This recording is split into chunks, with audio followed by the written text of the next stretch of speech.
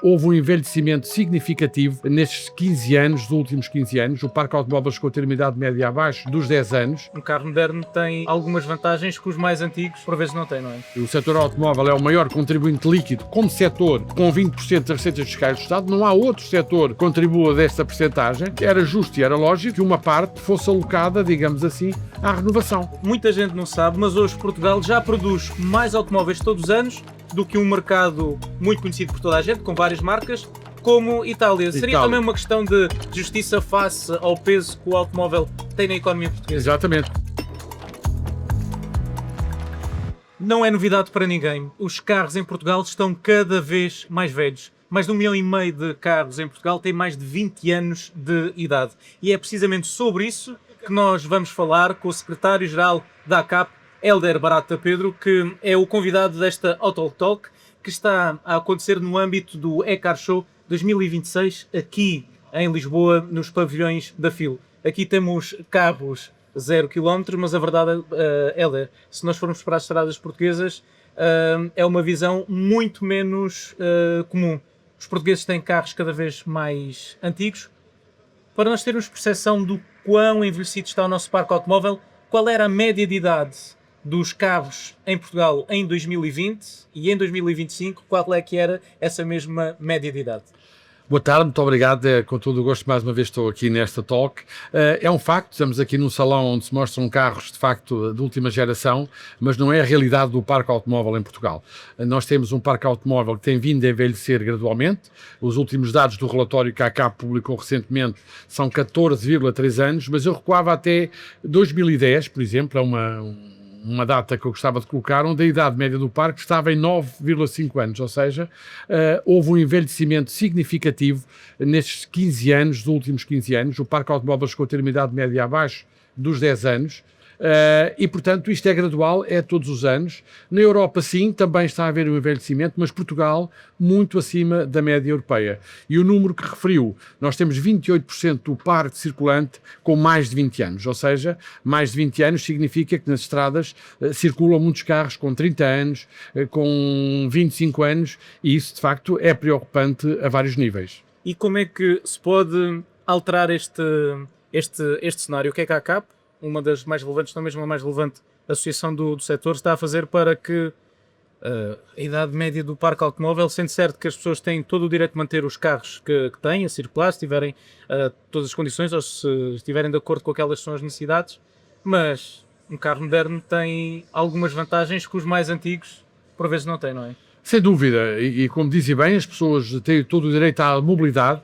E nós às vezes, quando falamos no uso do automóvel, pensamos nos grandes centros onde mal ou bem existem transportes públicos, com muitas queixas, mas existem, mas há zonas do país que a pessoa, para ir trabalhar, ou seja, numa fábrica, numa exploração agrícola, tem que ir de carro, não tem outra alternativa, porque os transportes quase não existem, não é? Fora dos grandes centros, transportes públicos. Portanto, o carro, o direito à mobilidade, o direito a ter o seu carro, é de facto um bem fundamental nas sociedades. Agora, este aspecto do envelhecimento traz aqui dois níveis. Um é que realmente quando pensamos em descarbonização, e sobretudo nós estamos em Portugal, e Portugal está na União Europeia, portanto não estamos noutros continentes, estamos na Europa e dentro da União Europeia, existem metas muito objetivas de redução de emissões, mas depois não vamos ver o parque envelhecido que se encontra a circular.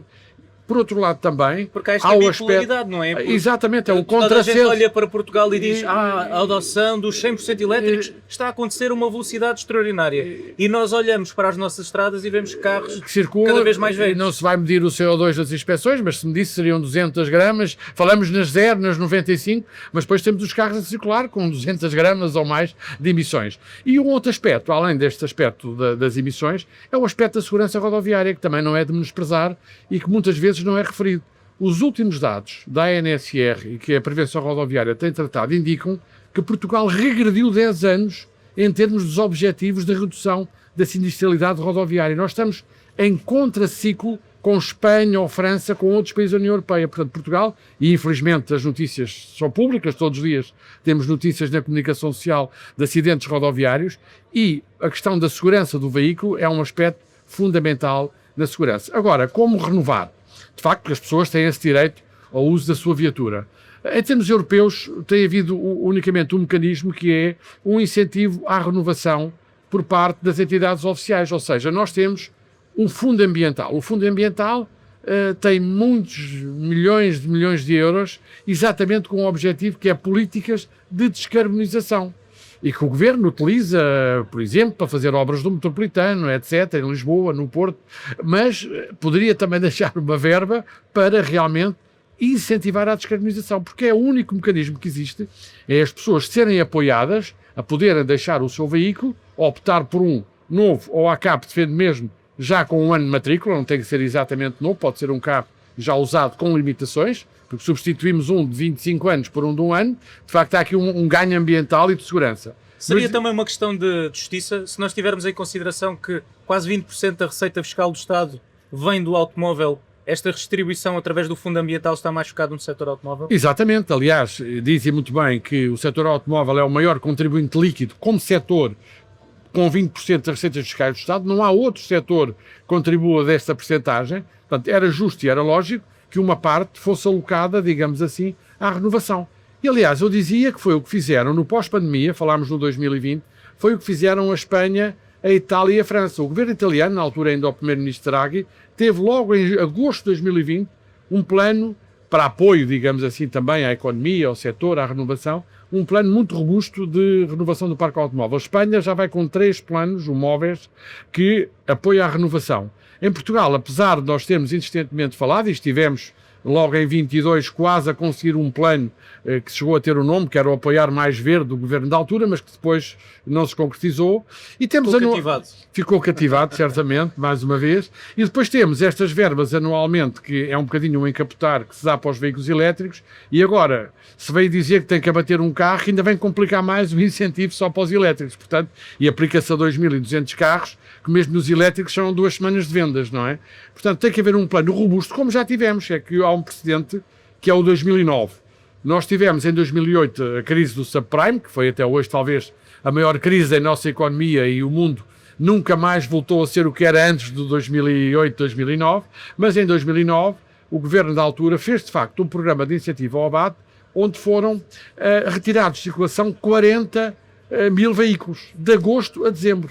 Foi um plano, de facto, aprovado na Assembleia da República, nem esteve no Orçamento de Estado, como é normal, foi aprovado a meio do ano e foi ao Parlamento aprovado por unanimidade, e esse plano retirou de circulação 40 mil veículos, e os dados mostram-nos que de 2009 para 2010 há um rejuvenescimento do parque automóvel. Há uma redução da idade média do parque automóvel. Portanto, a medida existe e nós temos cálculos feitos, inclusivamente temos cálculos em termos financeiros da medida dos 40 mil carros. É preciso ter coragem para, de facto, fazer este plano robusto.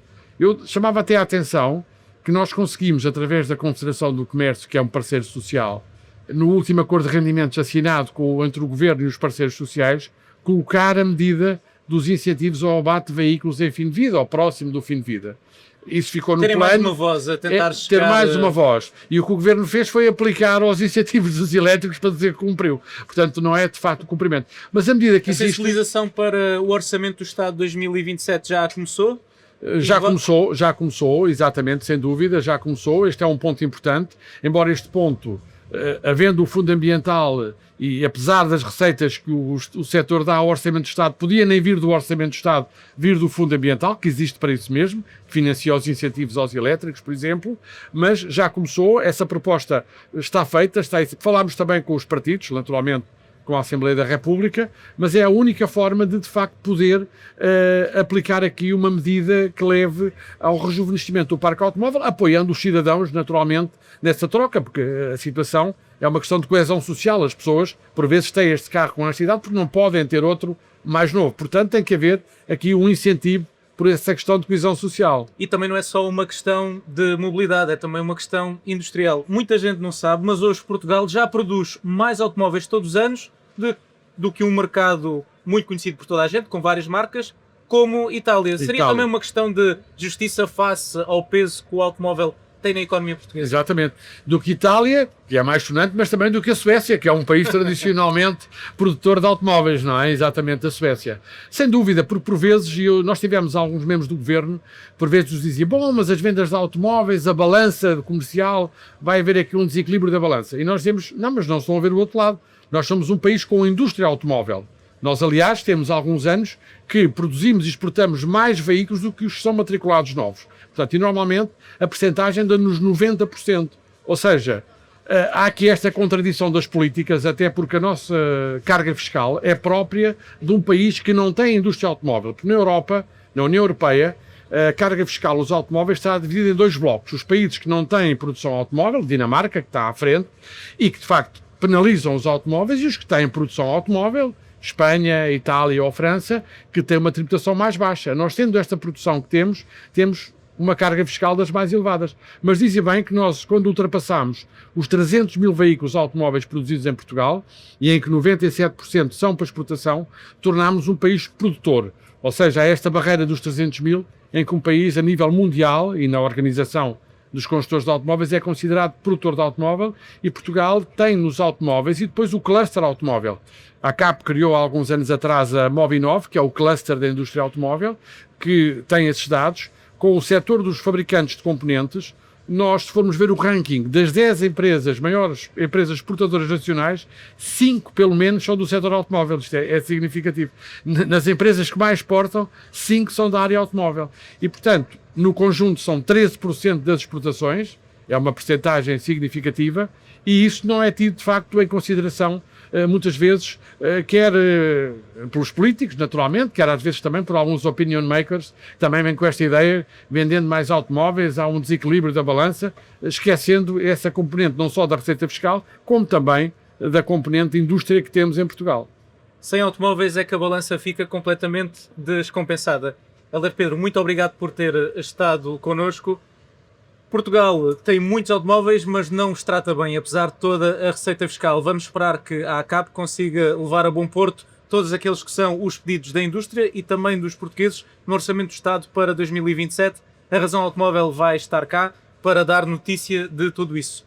As conferências aqui na Autotalks no eCar Show 2026 vão continuar. Se ainda não fizeram, subscrevam o nosso canal do YouTube, e se nos estão a ver através da Apple Podcasts ou através do Spotify, façam uma boa viagem ou continuem em casa. Ouvirem-nos confortavelmente todas as semanas também no Autorádio. Quanto a nós, é tudo por agora e até já.